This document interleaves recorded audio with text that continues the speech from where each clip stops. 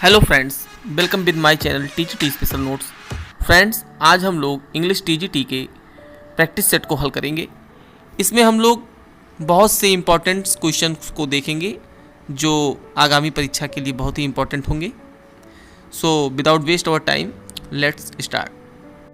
Question first है, pick out the synonym of the given word assail. Assail का synonym क्या होगा? देखिए, इसमें 4 ऑप्शन दिए हैं: swim, attack, fly, defend.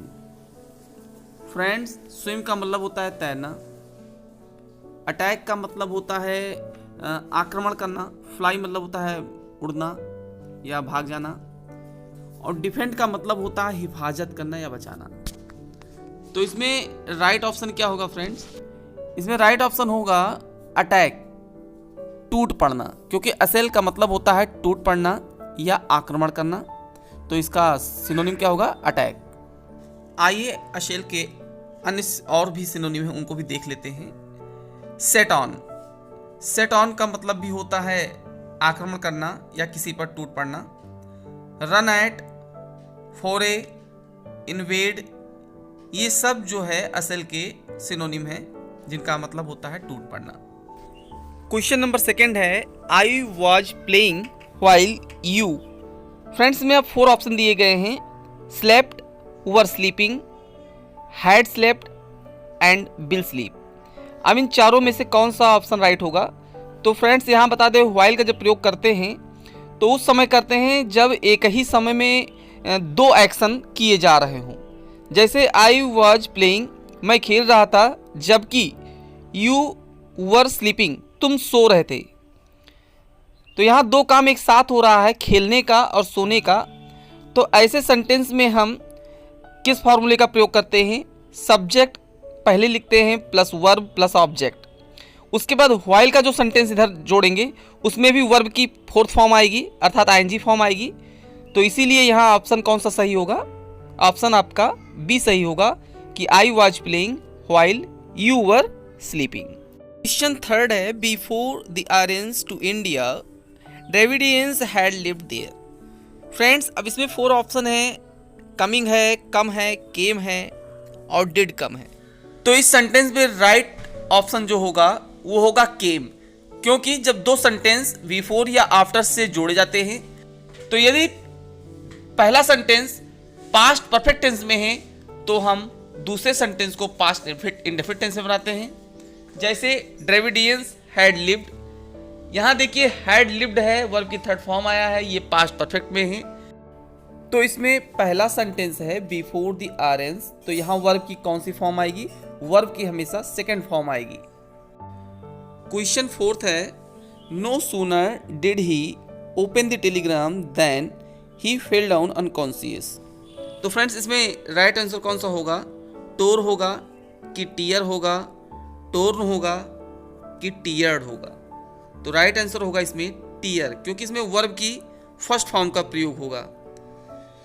Because this sentence is in past indefinite tense. Sentence यहाँ पास्ट इंडेफिनिट टेंस में है, डिड का प्रयोग हुआ है वर्ब की 1st फॉर्म के रूप में। और जब किसी सेंटेंस में डिड का प्रयोग होता है तो वहां हम मेन वर्ब की 1st फॉर्म को लिखते हैं। क्वेश्चन 5 है, there is infection from pollutants now than ever before. अब इसमें 4 ऑप्शन है कि देयर इज के बाद क्या आएगा? मच आएगा, अलॉट आएगा, कि मोर आएगा, कि मोस्ट आएगा? तो फ्रेंड्स, राइट आंसर इसमें क्या होगा? तो फ्रेंड्स, इसमें राइट आंसर होगा सी, मोर। इसमें मोर का प्रयोग होगा। Because in the sentence we are comparing present time infections with the past one, क्योंकि हम यहाँ प्रेजेंट की तुलना पास्ट से कर रहे हैं, इसीलिए यहाँ हम मोर का प्रयोग करेंगे। क्वेश्चन 6 है, the rains very early this year. सही फ्रेजल और बताना है कि कौन सा होगा। ए है set out, B set in, C set off, D set about. अब यहाँ सेट आउट, इसका मतलब होता है शुरू करना या व्यक्त करना। सेट इन का मतलब होता है आरंभ होना। सेट ऑफ का मतलब होता है रुलाना, छोड़ना, या कह सकते हैं प्रस्थान करना। सेट अबाउट का मतलब होता है शुरू करना। इसमें राइट ऑप्शन होगा बी, सेट इन, आरंभ होना। द रेन्स, वर्षा, set in very early this year, वर्षा इस वर्ष बहुत जल्द ही आरंभ हो गई। तो फ्रेंड्स, सेट इन का प्रयोग हम कब करते हैं? सेट इन का प्रयोग हम ऑफ रेन, बैड वेदर या इन्फेक्शन, तो टू बिगिन के सेंस में हम इसका प्रयोग करते हैं। क्वेश्चन 7 है पॉलिटिक्स एंड इंटरेस्टिंग सब्जेक्ट। अब यहाँ पर हम किस वर्ब का प्रयोग करेंगे? इज का, आर का, वर का या हैव का? तो फ्रेंड्स, इसमें राइट ऑप्शन क्या होगा? इसमें राइट ऑप्शन होगा ए, इज का प्रयोग हम यहाँ करेंगे, क्योंकि politics is an uncountable noun and we use singular verbs after uncountable noun. ये नियम है कि यदि पॉलिटिक्स है, फिजिक्स है, मैथमेटिक्स है, न्यूज है, ये देखने में तो प्लूरल लगते हैं, लेकिन इनका प्रयोग हम सिंगुलर की तरह करते हैं और इनके साथ हमेशा सिंगुलर वर्ब का ही प्रयोग करेंगे। क्वेश्चन नंबर 8 है if we had taken a coach it better. अब फ्रेंड्स, इसमें किस वर्ब का प्रयोग होगा? वुड बी का होगा कि माइट बी या विल हैव बीन या डी ऑप्शन है वुड हैव बीन। तो इसमें आप बताइए कि राइट आंसर कौन सा होगा? जी, राइट आंसर इसमें होगा डी, वुड हैव बीन। अब ऐसा क्यों है? क्योंकि the sentence is a conditional type third. ये तीसरे प्रकार का कंडीशनल सेंटेंस है, ये तीसरे प्रकार का। In this type we use past perfect tense in the if clause. यदि जो क्लॉज इफ से स्टार्ट है वो पास्ट परफेक्ट में अगर होता है, तो जो दूसरा क्लॉज है उसका वुड हैव प्लस वर्ब की थर्ड फॉर्म के स्ट्रक्चर पर उसको हम बनाते हैं। तो उसके हिसाब से यहाँ इट के बाद क्या प्रयोग होगा? वुड हैव बीन का प्रयोग होगा। क्वेश्चन नंबर 9 है I will introduce you my boss this week. अब इस सेंटेंस में ये बताना है कि इसमें कौन सा प्रीपोजिशन सही होगा। ऑन है, टू है, सी नंबर है 2, डी 4। तो इसमें राइट ऑप्शन क्या होगा फ्रेंड्स? तो इसमें राइट ऑप्शन होगा 2। यहां प्रीपोजिशन 2 का प्रयोग क्यों करेंगे? क्योंकि इंट्रोड्यूस का मतलब होता है पहचान करना या परिचय देना। जब किसी व्यक्ति की किसी दूसरे व्यक्ति से यदि उसका इंट्रोड्यूस कराया जाता है या परिचय दिया जाता है, तो उस स्थान पर हम 2 प्रीपोजिशन का प्रयोग करते हैं।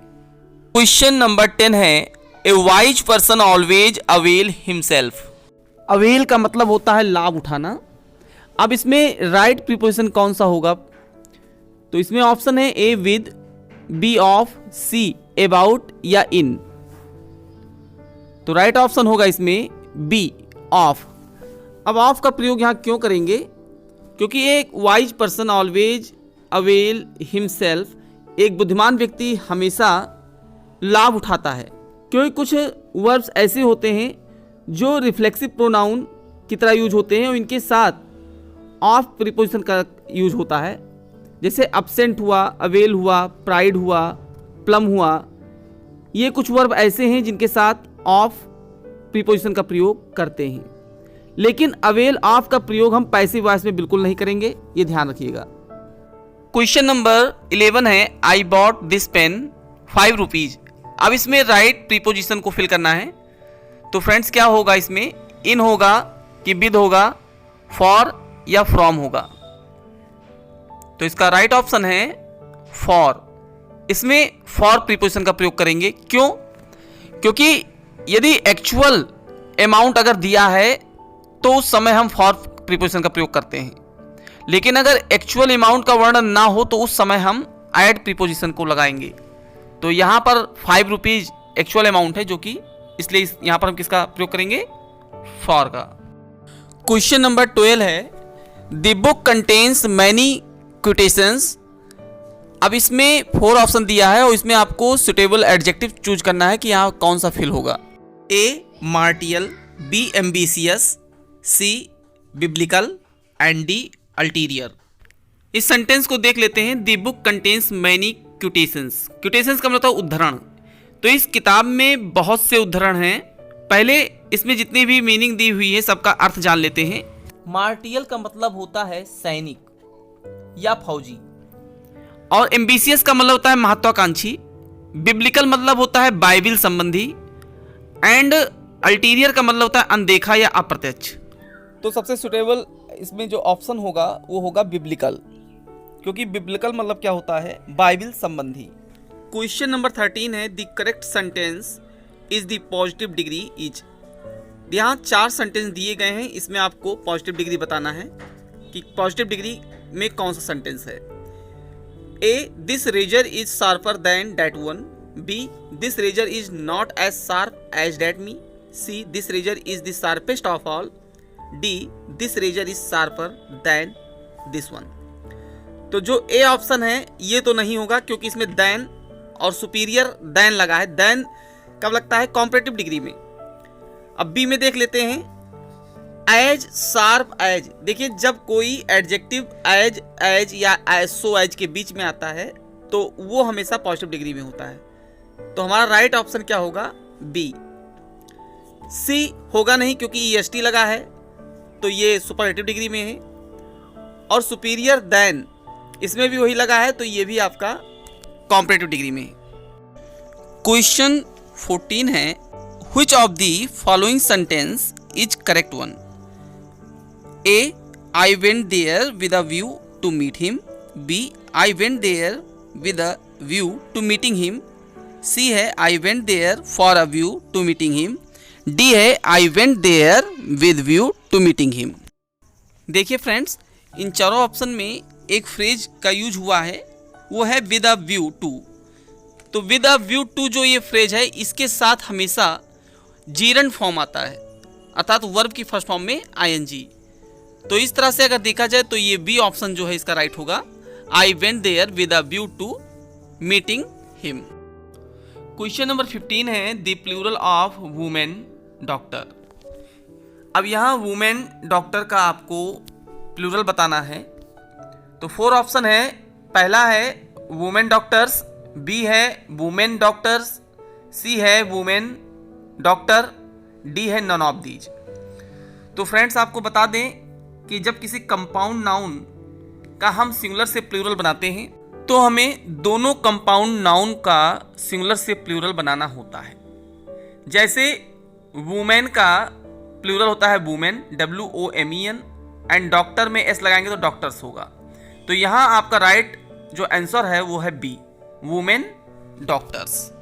इसी तरह और भी एग्जाम्पल है, जैसे मैन सर्वेंट, तो जब इसका प्लूरल बनाएंगे तो ये भी कंपाउंड नाउन में जुड़ा हुआ है 2। तो यहाँ भी हम मैन का मेन करेंगे और सर्वेंट का एस लगाएंगे सर्वेंट्स, तो इसका भी होगा मेन सर्वेंट्स। ऐसे बहुत से एग्जाम्पल है। आइए नेक्स्ट क्वेश्चन देखते हैं। क्वेश्चन नंबर 16 है the feminine form of Colt is. Colt का फेमिनिन अर्थात स्त्रीलिंग क्या होगा। तो कोल्ट का जो पुल्लिंग होता है इसका मतलब होता है बछेड़ा, अर्थात जो घोड़ा का बच्चा होता है, उस घोड़ा का बच्चा यदि पुल्लिंग में है तो उसको हम क्या कहते हैं, बछेड़ा। लेकिन कोल्ट का जो फेमिनिन होता है स्त्रीलिंग, जिसको कहते हैं घोड़ी, अर्थात घोड़े का जो बच्ची होती है बछेड़ी, उसको कहते हैं फिली, बछेड़ी। तो यहाँ राइट ऑप्शन क्या होगा फ्रेंड्स, सी, फिली। अब इसमें चारों ऑप्शन को हम देख लेते हैं। देखिए मेयर, जो मेयर होता है ये हॉर्स की फेमिनिन होती है, हॉर्स मतलब घोड़ा और मेयर मतलब होता है घोड़ी। इसी तरह से बिच, बिच भी डॉग की फेमिनिन है, जैसे डॉग मीन्स कुत्ता, विच मीन्स कुतिया। और यहाँ यू, यू मतलब होता है भेड़ी, और इसका जो पुल्लिंग है वो होगा राम, भेड़ा। क्वेश्चन नंबर 17 है Isha said invert comma please lend me the book Asha. हमारा दिया गया जो डायरेक्ट है ये पहले देख लेते हैं किस सेंटेंस में है। देखिए प्लीज से वाक्य शुरू है तो ये स्वाभाविक है, हमारा सेंटेंस इम्परेटिव सेंटेंस है। ये जब हमारा सेंटेंस इम्परेटिव में होता है तो हम भाव के अनुसार जो है सेड या सेड टू को रिक्वेस्टेड, एडवाइज्ड या ऑर्डर्ड में चेंज करते हैं। तो अब इसमें चारों ऑप्शन में देखिए प्लीज लगा है, तो प्लीज और काइंडली वर्ड जो होता है ये प्रार्थना का बोध कराता है। तो इसमें क्या करेंगे, सेड को हम रिक्वेस्टेड में बदलेंगे, तो ए ऑप्शन में देखिए क्या लिखा है, ईसा रिक्वेस्टेड। फिर ये सेंटेंस हमारा वोकेटिव केस में है, क्योंकि आशा जो है इधर देखिए कॉमा लगकर लिखा गया है, तो ये वोकेटिव केस में है। और जब हमारा डायरेक्ट वोकेटिव केस में होता है तो इंडायरेक्ट बनाते समय हम इसको रिपोर्टिंग वर्ब का इसमें ऑब्जेक्ट बना लेते हैं। तो ईसा रिक्वेस्टेड आशा, उसके बाद कॉमा, इनवर्ट कॉमा को हटाएंगे तो वहाँ क्या लगाएंगे, इंपरेटिव सेंटेंस वाले वाक्य में हम टू लगाएंगे। फिर टू, प्लीज और काइंडली जैसे संबोधन जो शब्द होते हैं उनको हटा देते हैं, तो इसको प्लीज हटा दीजिए। To lend her the book, तो हमारा जो राइट ऑप्शन होगा वो होगा A, Isa requested Asha to lend her the book. Question number 18 है, he said to them invert comma goodbye my friends.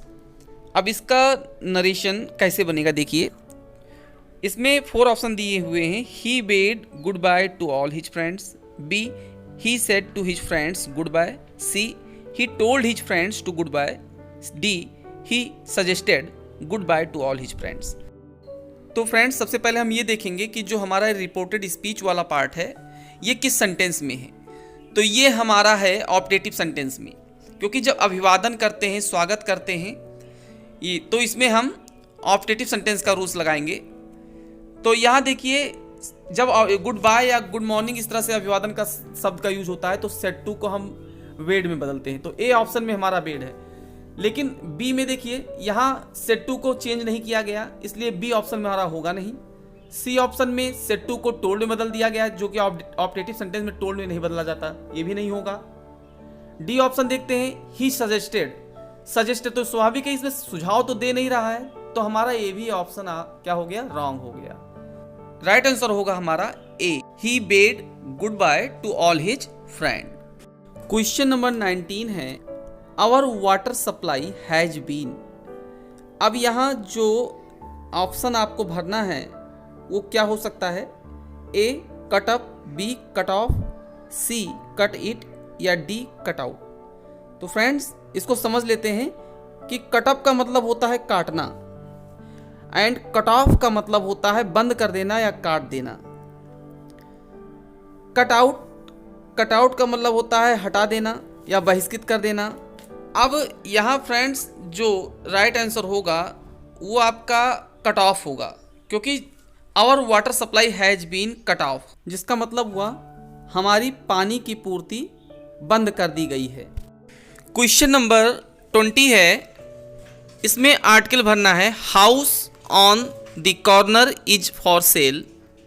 Option A है ए, बी, एन, सी, डी या zero article. तो फ्रेंड्स आपको बता दें कि B use a definite article the before the definite noun. या house जो है ये डेफिनेट नाउन है, इसलिए यहाँ पर ए का प्रयोग होगा नहीं, एन का प्रयोग होगा नहीं, यहाँ पर हम यूज करेंगे दी का। तो राइट ऑप्शन क्या होगा फ्रेंड्स, सी। नेक्स्ट क्वेश्चन है, he shook me the hand and help me off with my coat. इस क्वेश्चन में कौन सा राइट प्रीपोजिशन भरा जाएगा? तो फ्रेंड्स आप लोग जल्द से जल्द इसको कमेंट करके हमें बताएं। फ्रेंड्स ये लास्ट क्वेश्चन आप लोगों को होमवर्क करने के लिए दे रहा हूं और देखता हूं कि कितने लोग इसका राइट आंसर कमेंट करते हैं।